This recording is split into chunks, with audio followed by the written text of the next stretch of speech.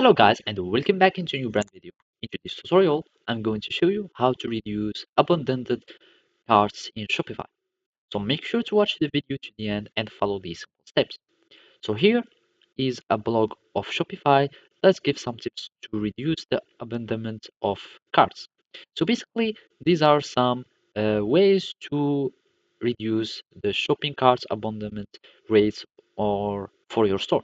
So basically, you can start sending abandoned carts emails, and basically, you will need just to set up your carts emails abandonment, and basically for that, you will need just to add this app. So you can go to your store and then start adding your applications. So we can go for apps and start searching, for example, either email or you can choose this one, which is the Clavio.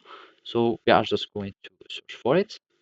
And as you can see, this is the email marketing in the tool. You can click on it and start installing it and start configuring it. Otherwise, you can start a rewards program or you can use live chat. So for that, you will need to have chat application too. And there are other tips as you can see by offering many payment option.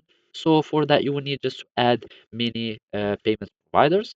And to do so, you will need just to go to settings of your store. So here we are going to settings and here we will find payments and those are payments providers. So basically, you can start choosing as many providers and add payments methods as MasterCard, Visa, or any other payments method. And so for your customer to have many options and you are going to choose any option that suits them. Also, you can start using the live chat as we said. And for that, you can use the Shopify inbox. And inbox, you need just to search for it here and you will need just to have the inbox or the email app.